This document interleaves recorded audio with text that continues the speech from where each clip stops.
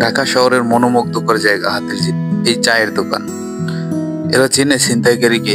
ছিনতাইকারীরা এখান থেকে চাটা খায়, এখানেই থাকে। আর এই যে দেখুন গোল চত্বর, ওয়াটার বাস টিকিট কাউন্টারের পাশে এই গোল চত্বরটা। এখান থেকে এই গোল চত্বর থেকে আর এই চারিপাশ থেকে এদের এই ছিনতাইকারীদের আকড়া। এরা সবাই মিলে মানুষকে ছিনতাই করে, জিম্মি করে। এখানে আনসার আছে কিছু সিকিউরিটি গার্ড, আসলে এরা কোনো কাজের না। আসলে ঢাকার ভিতরে খুবই সুন্দর একটি মনোমুগ্ধকর জায়গা হলো এই হাতিরঝিল। এই হাতিরঝিলে কিভাবে ছিনতাই হয়, কিভাবে এরা একটা চক্র মিলে ছিনতাই করে দিনে দুপুরে, আপনি বুঝতেও পারবেন না, আপনি টেরও পাবেন না, আপনাকে একবারে শেষ করে দিবে। তো এই ব্যাপারে আমি আমার সাথে যা যা হয়েছে সেটাই আমি আপনাদের কাছে শেয়ার করতেছি। তো এখানে এই যে নদীর পাড়ে ছোট ছোট বেঞ্চ গুলো আছে দেখুন, এখানে মূলত বসে থাকে। আসলে এদের সিস্টেমটা হলো এরকম যে একটা মেয়ে এই বেঞ্চে বসা থাকবে, মানুষ হেঁটে গেলে তাকে জিজ্ঞেস করবে, এক্সকিউজ মি ভাই, একটু কথা বলতে পারি? যেই ব্যক্তি কথা বলার অনুমতি দিবে, বলবে হ্যাঁ বলেন, সেই মনে করেন খাইলো বাস, সেই মনে করেন এদের ফাঁদে পড়ে গেল। আসলে এটা একটা ফাঁদ, এই ফাঁদ থেকে সবাই সতর্ক থাকবেন, সাবধান থাকবেন। এই জন্যই আসলে এই ভিডিওটা। যাই হোক, সতর্কতামূলক ভিডিও কেউ শেয়ার করে না, কেউ দেখে না। আসলে এটা হলো একটা সতর্কতামূলক ভিডিও, আপনারা সবাই এটা দেখুন। এইখানে চক্রগুলো ঘুরে। আর তো এভাবে আমার সাথে যা হয়েছে আমি সেটা বলি। আমি ওখানে বাইক পার্কিং করলাম, পার্কিং করে আমি সাইডে গেলাম আমার একটা ফ্রেন্ডকে ওয়াটার বাস তুলে দিব সেজন্য। তো আমি সাইডে একটু প্রস্রাব করার জন্য গেলাম নদীর পাড়ে, ওখানে সাইডে। তো প্রস্রাব করলাম, প্রস্রাব করে উঠলাম, উঠে বেঞ্চের উপরে বসলাম। তখন একটা মেয়ে আসলো, আমরা দুজন বসলাম ওখানে। তো ওর একটা কল আসছে আমার ফ্রেন্ডের, ও ফোনে কলে কথা বলছে, আমি ওখানে বসে।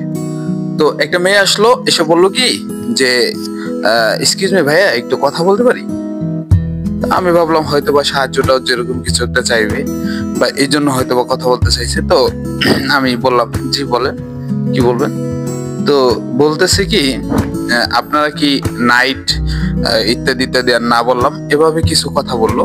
বলার পরে আমি বুঝতে পারলাম যে আসলে বিষয়টা খুবই খারাপ কিছু। আমি ওখানে কিছু একটা বুঝতে পেরে, আর ও ফোনে কথা বলছে, কথা বলতে বলতে ওইটা একটু সামনে, আমার দিকে 10 কদম সামনে। তো আমিও ওখান থেকে ওইটা দ্রুত আর কি ওয়াটার বাস কাউন্টার দিকে চলে যাচ্ছিলাম। তো পেছন থেকে একটা ছেলে হেলমেট ধরলো টাইনে, আমার হাতে হেলমেট ছিল, বাইক তো পার্কিং করা, হাতে হেলমেট ছিল, হেলমেট ধরলো টাইনে, কিছু টাকা দিয়ে যাও। কিসের টাকা দিব? হ্যাঁ, এভাবে ধরলো, কিছু টাকা দিয়ে দাও, চা খাবার টাকা দিয়ে যাও। এই ছেলের হাতে চাবি, ওই পুরোনো ভাঙারি কিছু বাইক নিয়ে হাতিরঝিলে ঘুরে। তো হাতে একটা চাবি, চাবির ভিতরে আবার দেখি নাইফ টাইপ ছিল। তো ইত্যাদি ইত্যাদি দেখে আমি খুবই ভয়ভীত। তো তারপরে আমি হেঁটে চলে যাচ্ছিলাম। তারপরে ওরা বললো যে টাকা দিয়ে যাও। কিসের টাকা দিব, কেন দিব? তো পথচারী যাচ্ছিল দুইজন, মোটামুটি দেখে মনে হলো ভালোই। তা আমি জিজ্ঞেস ভাই ডাক দিলাম, স্ক্রিনে ভাই প্লিজ একটু হেল্প করেন তো। বললো কি হেল্প? বললাম যে দেখেন এরা আমাকে ধরছে, শুধু শুধু টাকা চাইছে এই সেই। বলার পরে সে বলতেছে, সেও তাদের লোক সাজানো আর কি, বলতেছে তুমি পশ্চিম দিকে ফিরে বলো এই সেই, উল্টা পাল্টা আগর পাগল। তারপর সেই দুইজনই আমাকে ধরে, আমার ফ্রেন্ড একটা দূরে সরে গেছে, সেই দুইজনই আমাকে ধরে নিয়ে গেল অন্য এক সাইডে, ওই চায়ের দোকানে চাটা খাইলো। তারপরে আনসার বাহিনী ছিল, ওকে আমি চোখ টিপ দিলাম, ইশারা দিলাম যে আমাকে সেভ করেন, আমাকে বাঁচান, কিন্তু সেখান থেকেও আমি কোনো রেসপন্স পাইনি।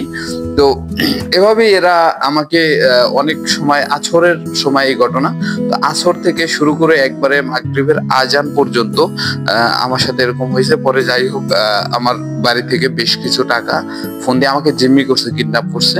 তারপরে ওইখান থেকে আমার বাড়ি থেকে বেশ কিছু টাকা পাঠায়, তারপরে আমাকে উদ্ধার করে ওখান থেকে আনা হয়েছে। এটা থেকে সাবধান থাকবেন।